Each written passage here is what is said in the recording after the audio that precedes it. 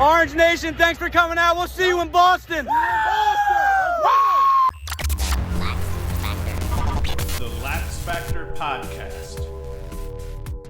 What is up, college lacrosse fans? You're watching episode number 204 of the LaxFactor Podcast. I'm your host, Ted Hoost, and Memorial Day weekend is upon us. Joey Spallina delivered on his promise to get the Orange back to the Final Four, and we have what I presume are going to be two very good games being played on Saturday. Could Monday bring a Cornell-Syracuse rematch for the ages, or will Penn State and or Maryland play spoiler and sadden all of us New York fans living both at home and abroad? Before I get into it, we're going to discuss all of it. We got to discuss first how they both got there, which we'll do. Before I do that, as always, you can go to LaxFactor.com, get yourself a t-shirt. I noticed a definite uptick in t-shirts purchased over the last week or two. Thank you for that. Probably it's just because I'm putting content out and reminding people to do so. So go to LaxFactor.com. You can support us that way. We also have our 2025 player ratings up here, where CJ Kirst is top dog with just a ridiculous stat line here. Owen Hiltz and Joey Spallina are coming in at number 3 and 4. We have Matt Trainer down here at 14. Trainer just has a crappier shooting percentage, turns the ball over quite a bit here, so that drags his score a little bit, but he's still equally as deadly as a player here. So a lot of guys to watch this weekend, and we have a lot of crap to talk about. As always, be sure to like, subscribe, share the crap out of the podcast with your friends and your homeboys. And let us dive into the first preview here. Actually, it's going to be a review of the Cornell-Richmond game. So let's talk about how Cornell got here over Richmond. All right, single goal. For the second time this season, Richmond played Cornell to a single goal for the second time this season by playing a slightly more efficient offensive game than Cornell did. They were slightly more stingy on defense, and they had a little bit more heart, I would have to say, overall. Turnovers, often in the form of failed clears. That ended up spelling doom for Richmond on a day that most balls seemed to be bouncing their way if you watch the game, especially from a shooting perspective. They put on a shooting clinic, and a lot of them were just really well-timed and placed shots. Some of it was just seemed like, the lacrosse fates were on their side. 20 of 27 clearing the ball in the NCAA tournament against the best offensive team in the country. That's generally not going to help you get yourself to the Final Four, and it didn't. Richmond could not clear the ball to save their life. Turning the ball over 18 times to Cornell's 13. That didn't help things either. Now, what did help Richmond was a terrible day, as I said, out of goaltender Wyatt Nust for Cornell. Just 5 saves against 12 goals. Now, while his counterpart, Zach Vigu, I always forget how to pronounce that poor guy's name. I'm sorry. He stopped 14 shots to 13 goals against. Not a bad game for him. Richmond had Richmond not shot lights out, or Nust had seen the ball better, either or, things would have been very different overall in this game. CJ Kirst was a very, and by different, I mean Cornell would have run away with it a little bit more, maybe 4 or 5 goals if Nust was seeing the ball a little bit better, or if Richmond just wasn't taking the perfect shot every time here. Kirst was a very pedestrian 2-2. Credit Ryan Goldstein. He had himself a monster game, 6 points, 4 goals, 2 helpers. Michael Long facilitated 4 goal scorers with his 4 helpers on the day. Cascadin won 17 of 25 at the faceoff dot, 9 GBs. He was pivotal over the course of the fourth quarter. He won 6 of 7 as Cornell found themselves down by a goal on 2 different occasions in the fourth quarter in that final stanza. And so 6 of 7 over that fourth quarter when Cornell needed those possessions. That helped turn the tides in favor of Cornell. Great game overall, though. Like I was rooting for Cornell. I'm an upstate New York guy. I got dropped off at the bar at noon, a little bit, probably noon on the dot, just about. And I started watching the Cornell game. A bunch of buddies came up and watched the game. I ended up getting banged up. I'm talking banged up badly while I was there. Ended up having a good time, though. Went home, had some ice cream. I think I got Burger King on the way home. I'm pretty sure that's what happened. So that I watched the entire Cornell game at said bar, watched the entire Syracuse game at said bar, and it was a good time. But then the Syracuse game came on. I was a nervous wreck that entire time. Game of the year here, potentially one of the best NCAA tournament games of all time. And that Cornell-Richmond game, that's up there. But this Syracuse game had a slightly more frantic pace to it. I believe I counted 7 lead changes, 10 ties, Princeton took the lead with 4:54 left in the game. I wasn't a big fan of that. That made the Lord very nervous. Princeton had strung together 2 goals to come back from 1 down to take a 1-goal lead with, 4.5 minute, 4:54 left.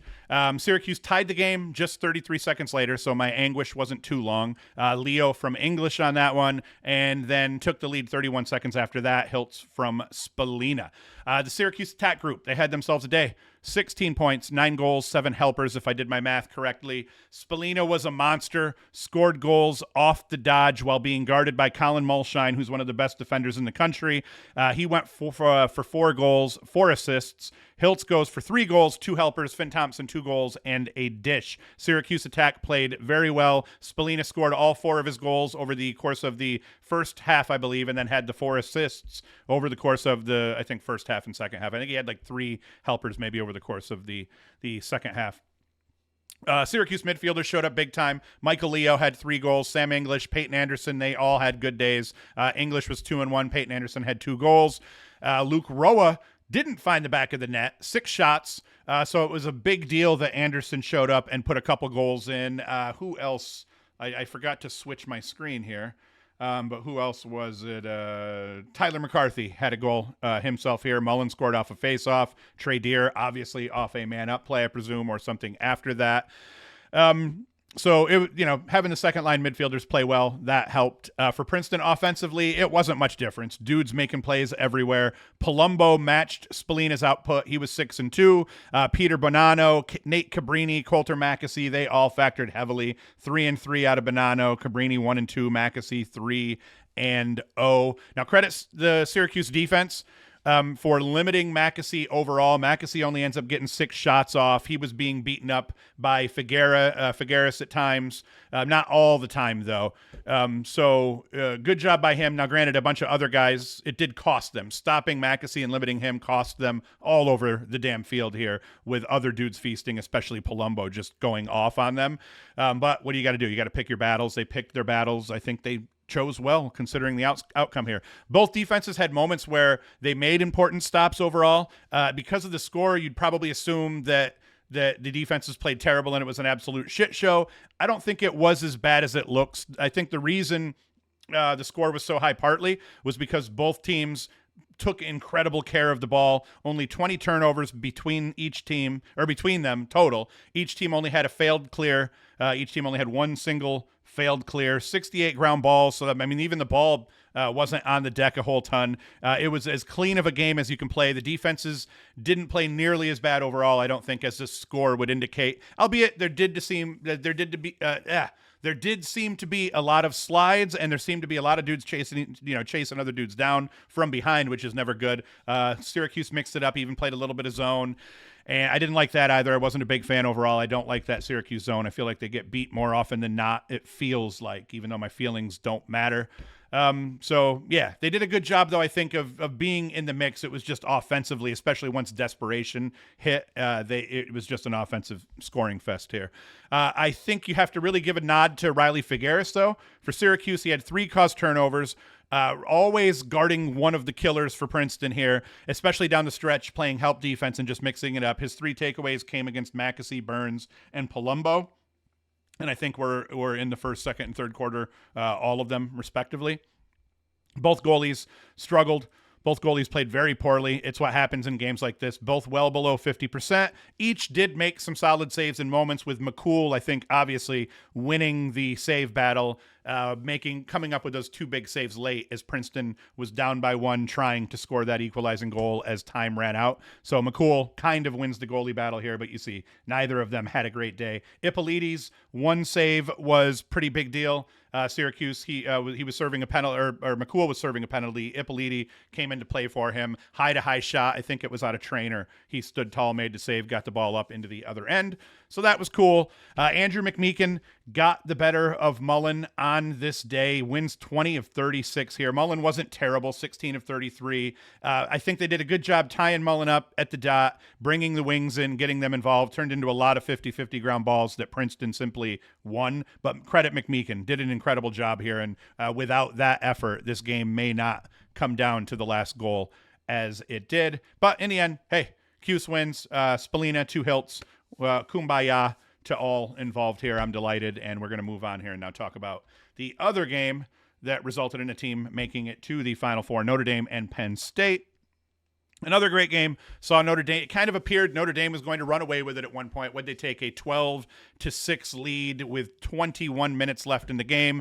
Penn State goes on to score the game's final 8 goals en route to the 2-goal win over the Irish. Beer 30. It's what is it? Wednesday night here, 6:46 as I'm recording this. So it's not like I was drinking before 11 the other day just so I could have a beer and pregame for the Cuse game. Okay, yeah, Penn State, they scored, as I said, the game's final 8 goals, which is crazy, over that 21-minute span. They kind of spread it out. Notre Dame once again fell victim to a scoreless stretch of 20-plus minutes. And that's just, they've been plagued by that all year, especially in losses, but even in some of the games they've won, they've experienced that really long lull that you never want to have in a game where you just can't seem to find the back of the net. Matt Traynor was the hero of the day for Penn State. He put up a single goal in the first half and then went nuts for 5 goals in a dish over the course of the second half. So he had himself a game. Traynor, he scored the game-tying goal with 8:34 left in the fourth quarter. That knotted things up at 12, and then scored the eventual game winner with 7:27 left to play in the contest. He finished with 6 goals in a dish off 13 shots, just 1 turnover, a caused turnover, 2 GBs. When a dude fucks shit up like that, I feel like you got to get his full stat line in. I'm not going to give shooting percentages, but the dude had himself a day. That backhand was absolutely disgusting. You're seeing the picture of it here on the screen right now. And, I mean, it just looked awkward even as he was getting off that foot. But when you just watch the whole thing in, like, one fluid motion, what an incredible goal out of that dude. He's a freak overall. Ethan Long, he scored the dagger, 6:04 left to play. Notre Dame would scramble to try to play catch-up, but to no avail. Devin McClain, Chris Kavanaugh, they both go 3-2. But the Irish just didn't get enough production. I mean, I say they didn't get enough production. They got more production out of their roster deeper down than what Penn State did. It was just not enough as Traynor, Long, Lehman, they go for 12 goals between them. And that just didn't happen. You know, Notre Dame only scored 12 goals combined. So not good enough. Not good enough at all. Will Lynch put Penn State on his back, or put Notre Dame on his back a little bit. 15-20. See, the stat line that I saw said he went 15 of 20, not 15 of 25. So, I mean, he still, had a good game and kept Notre Dame with a little bit of an advantage at the faceoff dot. But my original write-up here had him with more faceoff, a higher percentage of faceoff wins anyway than what he actually had. So that's not great. But either way, he played well. Thomas Ricky Ardelli was almost as good as Jack Frasian. Frasian didn't have a crazy game, but he wasn't way below 40. I mean, 43%, 1% better than Ricky Ardelli in cage here. Ricky Ardelli with 10 saves, Frasian with 9. But Frasian gets the W, so good for him. And let's move on and talk about the next game that was played. By far the most boring game of the weekend, as Maryland tends to play. But, hey, they win, so who fucking cares? They had a 5-4 lead by the half, and they would never relinquish it. After that, Braden Erksa had 2 second-half goals. Both were scored at key points as the Hoyas were trying to climb back into it. They'd get back to within a goal. Erksa would score, give Maryland a 2-goal lead. At another point late in the fourth, same crap. Hoyas get back to within 1. Erksa scores a goal. Terps back up by 2. They end up winning by that 3-goal margin. McNaney and the Maryland defense continue to impress. They do a better job than anyone of keeping people out of the middle of the field. They funnel midfielders on their dodges perfectly down the alley. They don't overplay so much keeping people out of the middle that they give up the underneath. They defend the underneath well, both when it's, when an attackman's dodging up from X and then trying to get underneath, as well as when middies run down and try to get down and underneath their defenders. So they protect the edges well and force you into shots beyond that seam, a little bit beyond the alley where you'd want to let it go. And then they protect the crease as well as anyone, maybe better than anyone, in terms of just they do not give up a huge number of shots on the crease. I did notice Will Schaller twice, I think, got beat on cuts. One of them at least resulted in a goal. Both of the times he was ball watching, but he's an All-American. He doesn't care. Absolutely incredible. But my point being, there's only a couple of occasions in that entire game. Sorry. Need another sip of beer. There's only a couple occasions in that game where Maryland gave up anything on the doorstep. They protect McNaney well. McNaney, just an incredible goaltender, though. As we look at the day, he had 11 saves, 6 goals against, 65% between the pipes. Anderson Moore showed up, 12 saves, 9 goals against, 57%. But McNaney, incredible goaltender, All-American. I actually gave him a second-team All-American nod. I gave Fayak my first-team All-American nod. I have been running some goalie stats where I'm keeping track of, I don't even know off hip what they're called. There's some crazy metric. Has a cool name specific to goaltending. I believe it's used in hockey. And actually, so far, McNaney has superior stats to every goalie that I've plugged the data in for. So I'm starting to think McNaney maybe should have been my vote for first-team All-American, as he's the one that's still playing right now and just playing incredible lacrosse. So, hey, Section 4 guy, I got to give him his shine. That's awesome. But moral of that story, the Maryland defense, they are the defense that Syracuse doesn't want to play because Syracuse wants to thrive in the middle of the field. That Maryland defense just puts the clamps down and makes you take outside shots that McNaney can see. They make you take shots off of kind of that, below that 5-and-5 region, low angle shots that McNaney does a good job of stopping because he's incredible positionally and all that good crap. So that's it though. Hell of a game. Maryland wins it. We move on, and now we talk matchups here for this upcoming weekend. We're going to talk first not about the Cornell game, because I want to talk about the Syracuse-Maryland game. Transitioning from Maryland, it's logical that we would talk about this one now here. So keys for Syracuse, who did lose to Maryland 11-7 during the regular season here. Don't play like outright shit over the course of the second half, or the entire second half. In their first meeting, it was 5-4 Cuse going into the half. Maryland came out in the second half. They outscored the Orange 7-2. They shut down everything that Syracuse tried to do offensively. That meeting came down to Syracuse penalties. Maryland was 2 of 3 on man-ups, and then just terrible shooting from Syracuse, partly because Maryland were in the places, defending the places Syracuse wanted to be shooting from. Syracuse has to shoot around them, okay? Terrible shooting part was mostly due to their defense, as I said. As I already said, Maryland protects the field better than anyone in that middle section. Scoring goals in the middle of the field and around the crease is Syracuse's biggest strength, but they cannot force it to the crease here in this game on Saturday. Maryland is going to try to funnel them down the alley. They're going to do an effective job of funneling Syracuse's midfielders down the alley. Luckily, Roa, Leo, even Hiltz, even Spallina more recently have done a good job shooting with low angles. Finn Thompson. So Syracuse are incredible shooters, but they still can't force it, all right? We still need to try to get to the middle of the field and get those shots off. So anywhere, and then Syracuse tends to play well from those low angles, kind of below 5 yards from above goal line extended and kind of down. They scored a couple of goals just on Saturday against Princeton in that manner. So be patient, take the shots that they give you, put them on cage. Don't throw popcorn at McNaney because he's going to eat your ass up. Don't force the crease. Be patient, take care of the ball, and just take what the defense gives you. They're not going to give them a lot, but they're going to have opportunities to get clean shots, albeit maybe with not the most perfect angles, and they're just going to have to shoot well. I thought Syracuse did a good job against Princeton of taking quicker shots off the dodges, and I think that will be key in this game as well.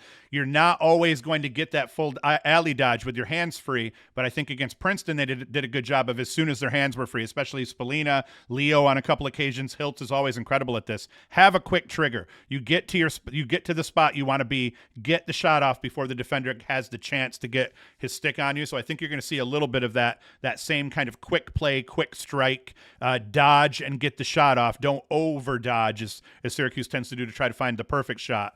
They just got to get shots on cage, and they need to get more of them on cage, because when they stalled out in the second half of that game, they struggled getting shots on cage at all. So that's going to be key as well. I'm kind of rambling here, but hey, defensively, they can't make stupid mistakes. Maryland's not going to score a ton of goals on you if you can get back in transition and just don't give them cheap, stupid goals.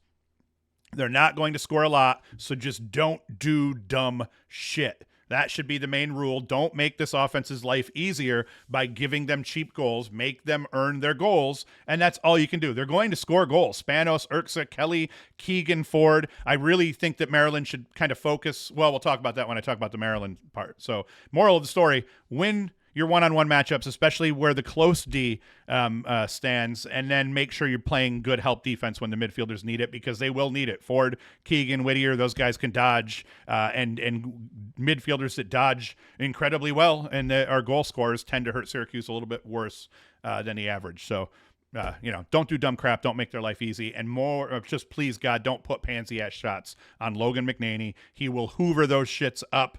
He's as consistent as they come and does not tolerate bitches putting popcorn on him. So get shots on Cage and make them be, off stick hip, as we saw Syracuse do a lot against Princeton. Keys for Maryland. Limit face-off wins. In the same manner that Princeton did. They did an incredible job. Get the wings involved, tie Mullen up, and then just generally just do what you did against Georgetown defensively. Don't get beat to the middle of the field. If Maryland can protect the middle of the field, they are going to make crap as difficult as possible for Syracuse. And when you make things difficult in the middle of the field for Syracuse, they have to play perfect ball to beat you. And if they don't have a perfect day, Maryland wins. So just protect the middle of the field and just do what you do. Play physical, semi-mean, but highly intelligent Maryland defense. They're going to try to win those matchups that Princeton lost. That's going to be key here. Also, offensively, I think for Maryland, once again, just don't force it. The Syracuse defense will make mistakes that they can capitalize on if they're patient and they don't force it. Attack the midfielders of Syracuse with Keegan, Ford, Whittier, and the like.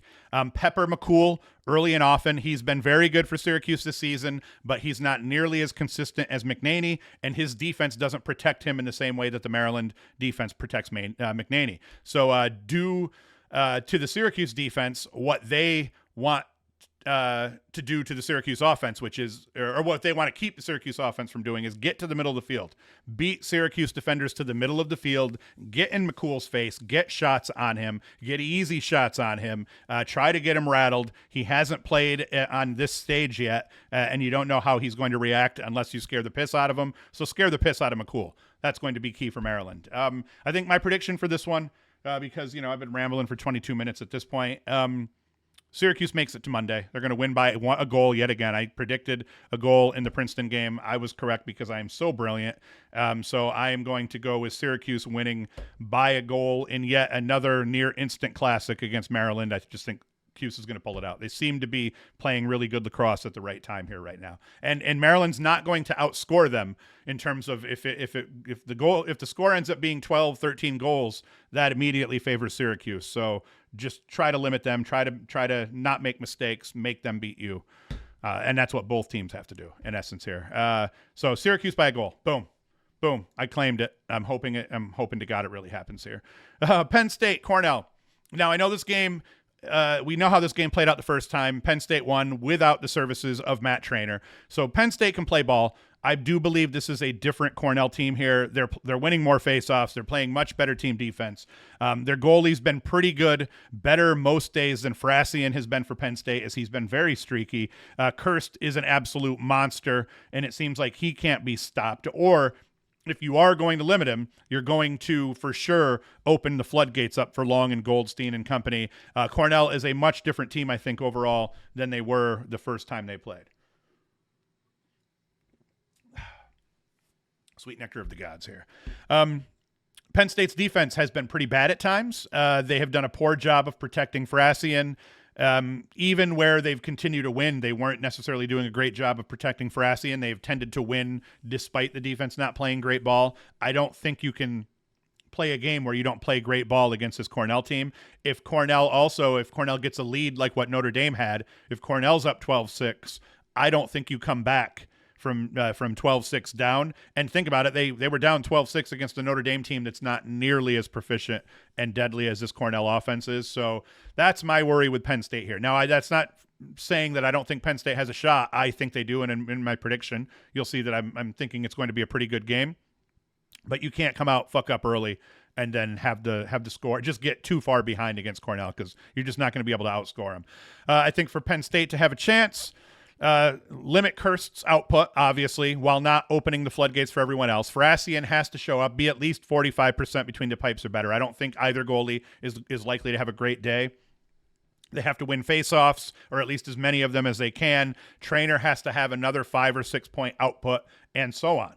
For Cornell to win, They have to get Kirst involved early, keep him involved, where Penn State tries to throw guys at him to limit production. Goldstein, Long, Firth, and company, they just have to be solid. Defensively, don't let Trainer score more than 5 points, and I think you win this game. My prediction in this one is going to be Cornell by 3 goals. I think it will be a dogfight, but I think they're going to pull out and just be a little bit too much in the end. So now if we rip through and we look at my predictions here from last week, I predicted Cornell by 4, got that wrong. They ended up winning by 1. I predicted Maryland by 4. They won by 3. I predicted Syracuse by a goal. They won by a goal, and I predicted Penn State by 3. I had to eat shit because they lost by 2. So that was how my predictions went.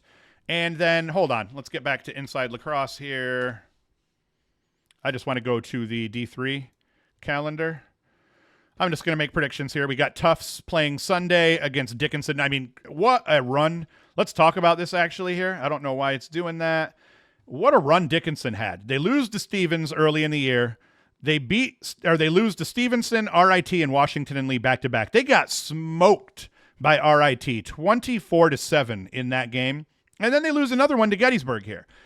So they're not looking bad, but no one at this point after the loss to Gettysburg is thinking, who has a really good chance of making it to the national championship game is Dickinson. And then if you said, what are the chances that Dickinson makes it to the national championship game with the 3 teams they had to beat to get there, are 4 teams. They beat Salisbury, they beat RPI, they beat RIT, and now they've got to beat Tufts. But, I mean, look at Killer's Row here. They beat Gettysburg the second time they play them. They win a close one against Denison. I believe it took overtime against Salisbury to get to RPI. Then they beat RPI. Then a team like RIT, a team that had beat them 24-7 earlier in the year, they turned the tables at RIT. I believe this was maybe played at the this might have been played at the what do you call it there? The classic thing.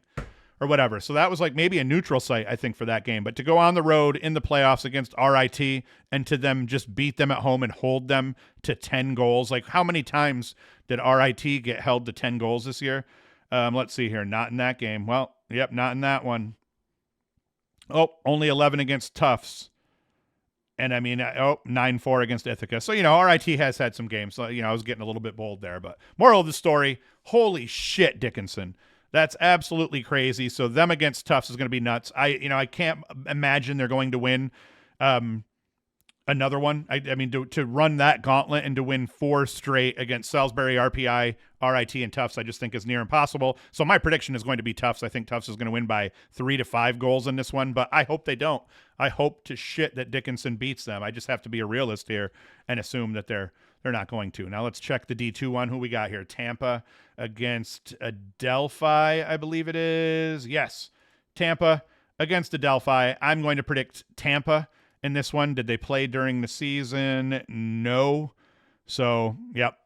I'm going to predict Tampa, although I don't know what's going to happen in this one. What do we got here for goalies? Oh, we got the People's goalie, Connor Therial, or I always forget Therial. I forget how to pronounce his name. What was he? Former Brown goalie. So we got the People's goalie here. Both goalies look pretty good in this one. I'm assuming Tampa has a sick face-off guy. They got 2 sick face-off guys that both are winning 60+%.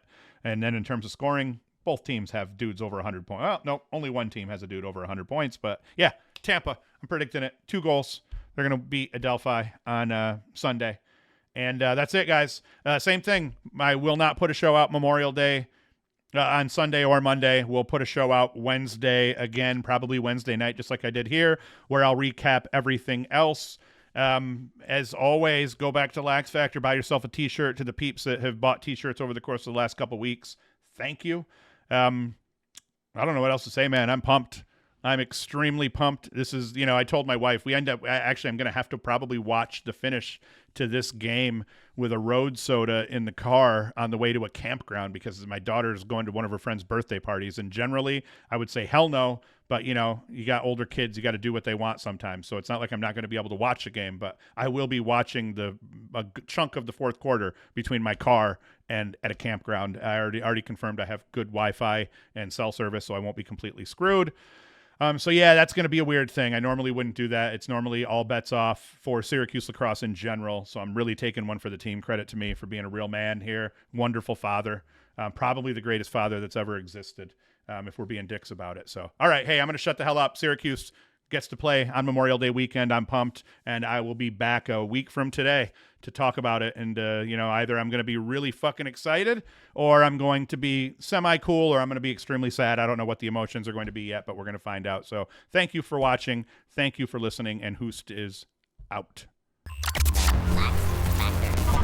The LaxFactor Podcast.